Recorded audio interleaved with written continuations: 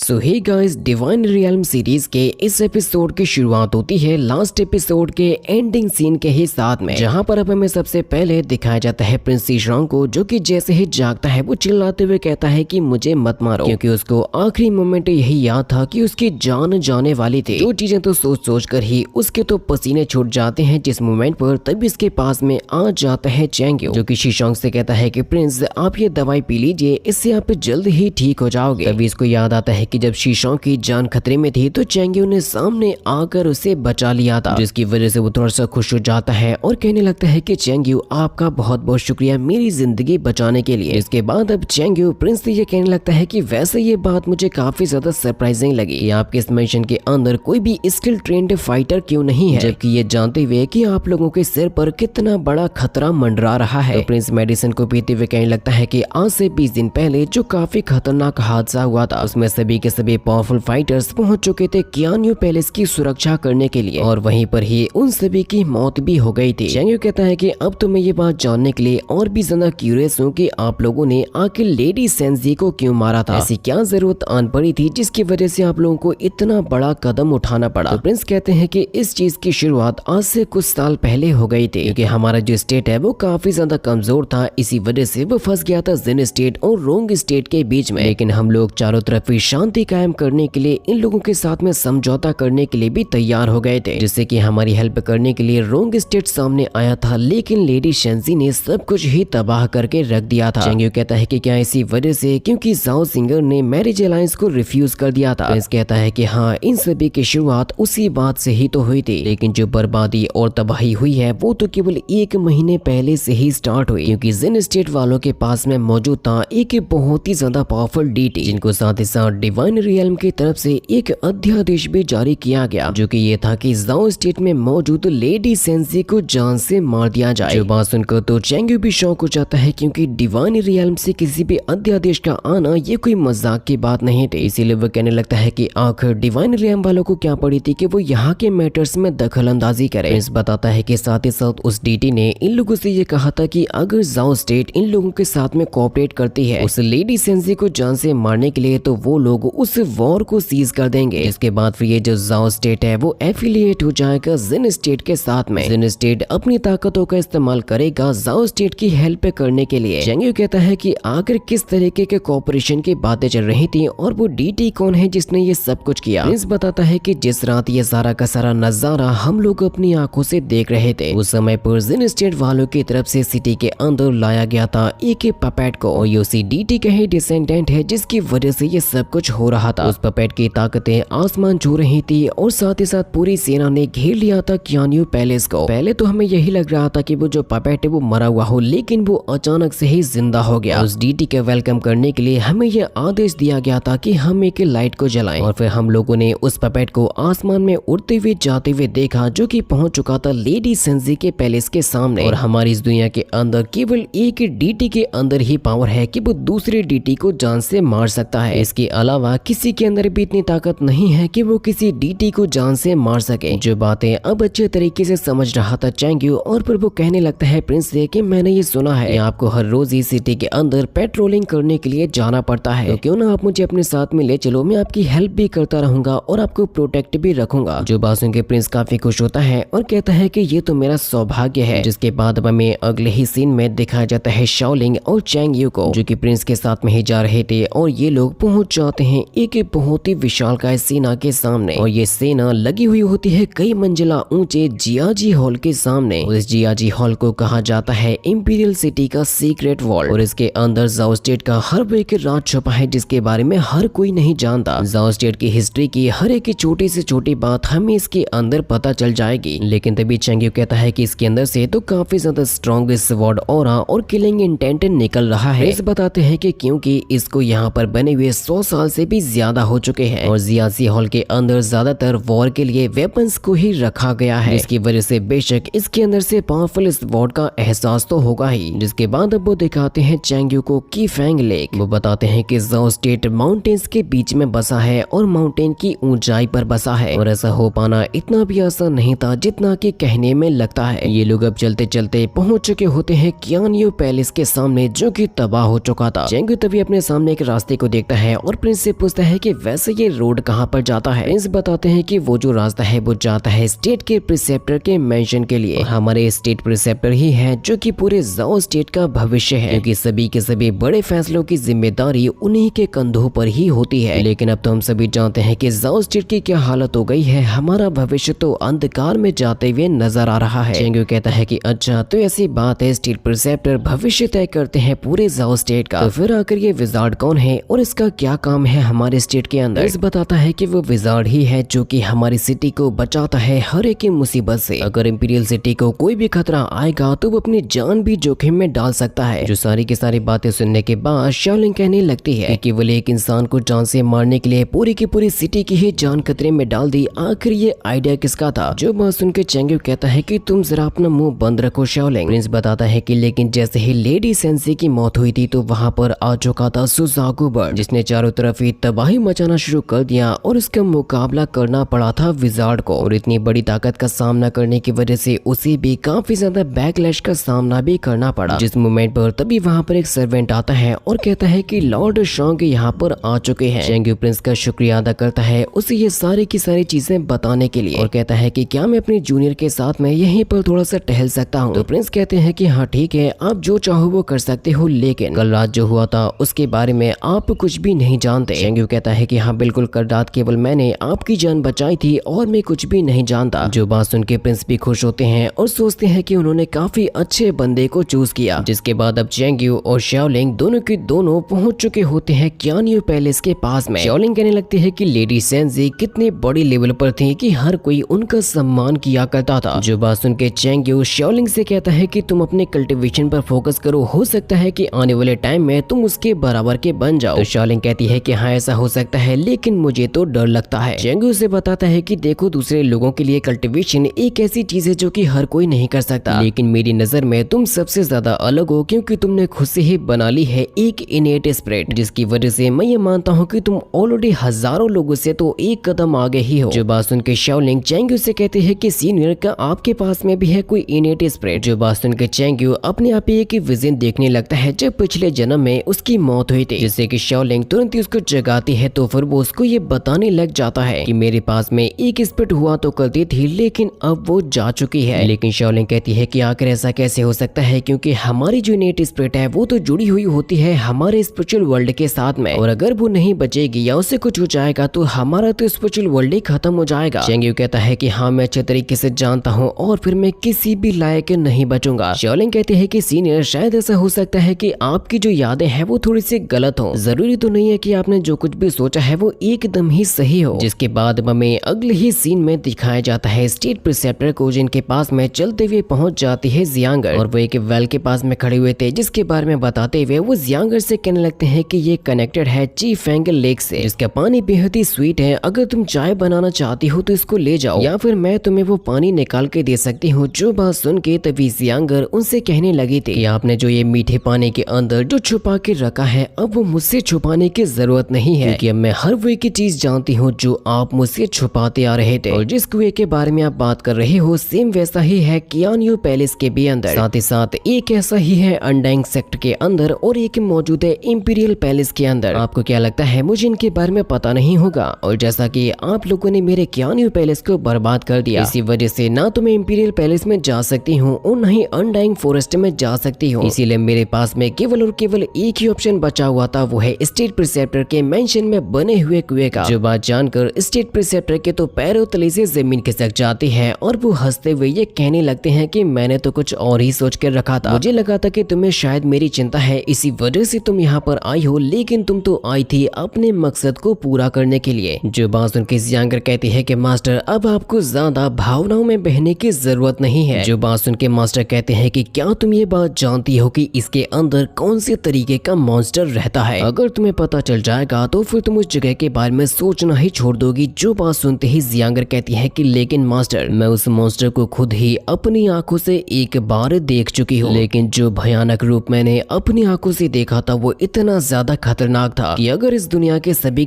Killers की ताकत को भी मिला दिया जाए तभी वो ताकत उतनी ज्यादा स्ट्रॉन्ग नहीं होगी जो कि मैंने अपनी आंखों से उस मॉन्स्टर के अंदर देखी थी। स्टेट प्रिसेप्टर कहते हैं कि जब तुम सब कुछ जानती ही हो, फिर क्या तुम्हें यह पता नहीं है कि जाओ स्टेट का वजूद मौजूद किस वजह से है, वो तो इस मॉन्स्टर को दबाने के लिए ही है। जियांगर कहते हैं कि यानी कि आप ये कहना चाहते हो कि इमॉर्टल्स ने जो इस स्टेट को बनाया था वो मॉन्स्टर को कैद करने के लिए बनाया था। तभी हम लोग एक जगह पे बैठे हुए देख पाते हैं चैंगयू और शाओलिंग को। चैंगयू उसे ये बता रहा था कि ये जो जाओ स्टेट है इसको बनाया गया था माउंटेन्स को इकट्ठा करते हुए, लेकिन ये काम उतना भी आसान नहीं होगा जितना कि कहने में लगता है। शाओलिंग कहती है कि अगर इमॉर्टल्स ने इस स्टेट को बनाया नहीं होता फिर तो ये कभी भी एग्जिस्ट भी नहीं करता। चैंगयू कहता है कि क्या इस स्टेट को इमॉर्टल्स ने बनाया था? शाओलिंग कहती है कि सीनियर, क्या आपने ये कहानी नहीं सुनी? चलो मैं आपको बताती हूँ। आज से 500 साल पहले जब इस दुनिया के अंदर कई सारे ग्रेट डीमंस आ गए थे जिनकी पावर्स की कोई सीमा नहीं थी और वो इस इमॉर्टल्स की दुनिया के अंदर बर्बादी और तबाही मचा रहे थे, तब जाकर इस दुनिया को बचाने के लिए सामने आए थे डिवाइन रियल्म के 12 लॉर्ड्स। कुछ डीमंस के पास में तो इतनी ज्यादा ताकत थी कि वो इस दुनिया को भी जला के राख कर सकते थे, लेकिन लॉर्ड्स को आकर इस दुनिया की रक्षा करनी पड़ी और कई सारे डीमंस को पकड़ लिया गया। गॉड्स के भेजे गए जो दूत थे वो इतने ज्यादा ताकतवर थे कि उनके सामने कोई भी मॉन्स्टर टिक नहीं पा रहा था और उन लोगों ने मिलकर सप्रेस किया था इन डीमंस को, जिन्हें दबाने के लिए फिर निर्माण किया गया था जाओ स्टेट का। लेकिन आज से 100 साल पहले एक ग्रेट डीमन यहाँ से भागने की कोशिश कर रहा था जिसने बहुत ज्यादा तबाही मचाई, लेकिन आखिरकार उसके माउंट जिंगताई में कैद कर ही लिया गया। इसी वजह से तो फिर इमॉर्टल्स ने बनाया था इंपीरियल सिटी को और इस स्टेट को प्रोटेक्ट करने के लिए मौजूद है 4 सेक्रेड आइटम्स। और यही तो वो कहानी है जिसके जरिए ये कहा जाता है कि जाओ स्टेट का निर्माण हुआ था। हम स्टेट प्रिसेप्टर को देखते हैं जो कि जियांगर से ये कह रहे थे कि जब तुम ये जानते हो कि वो डीमन कितना ज्यादा ताकतवर है तब तो फिर तुम्हें उससे कोसों दूर रहना चाहिए और इसके करीब जाने के बारे में सोचना भी नहीं चाहिए। जो बात सुन के जियांगर उनसे ये कहने लगती है कि आपको क्या लगता है ये आखिर आए कहां से होंगे और आप स्टेट के भविष्य हो, इसी वजह से आपको तो ये पता होगा है कि ये डीमंस स्टेट के लिए कितना बड़ा खतरा साबित हो सकते हैं और कितना बड़ा नुकसान भी पहुंचाएंगे। स्टेट प्रिसेप्टर कहते हैं कि उनका इस धरती के नीचे दबा होना ये तो किस्मत है जिसकी वजह से है ये जाओ स्टेट टेका है। तो फिर जियांगर कहने लगती है कि वो डीमन बहुत ही ज्यादा पावरफुल है और वैसे आपके हिसाब से इस डीमन के जो अटैक है वो मास्टर विजार्ड कितने संभाल पाएगा? जो बात सुन के स्टेट प्रिसेप्टर कहते हैं कि प्लीज ऐसा मत करना क्योंकि विजार्ड हमारी इंपीरियल सिटी की सुरक्षा करते हैं और अगर उन्हें ही कुछ हो गया तो इस जाओ स्टेट के डिफेंस को कोई भी नहीं संभाल पाएगा। तुम खुद ये सोचो कि अगर विजार्ड ही मारा जाएगा फिर आकर डीमंस को रोकेगा कौन? लेकिन जियांगर के इरादे बहुत ही ज्यादा मजबूत थे, इसी वजह से प्रिसेप्टर कहने लगते हैं क्या तुम केवल लेडी सेंसी की मौत का बदला लेने के लिए पूरे के पूरे जाओ स्टेट की आहुति चढ़ाने को तैयार हो? जियांगर कहती है कि मैं पूरे के पूरे जाओ स्टेट को ही रिस्टोर करने वाली हूँ। सभी की मौत हो जाने के बाद उदय होगा एक नए जाओ स्टेट का और वो तुरंत ही जंप लगा जाती है उसी कुएं के अंदर, जहाँ पर अब तभी स्टेट प्रिसेप्टर के पास में एक बंदा आ जाता है जो कि उनको बताने लगता है एक बहुत ही बुरी खबर के बारे में कि उनकी सिटी को बचाने वाली इंपीरियल शील्ड ही ब्रेक हो चुकी है जिसकी वजह से कोई भी घुसपैठिया अंदर आ जाएगा। और अब चैंगयू को जाओ स्टेट की पूरी सच्चाई के बारे में पता चल गया था कि आखिर ये बना कैसे था। तभी शाओलिंग चैंगयू से कहती है कि अगर ये कहानी सही है तो वो जो ग्रेट डीमन है अगर वो यहाँ से निकल पाने में कामयाब हो जाएगा तो उसके बाद में क्या होगा? जिस मोमेंट पर तभी फिर इन लोगों को आसमान में से कोई एक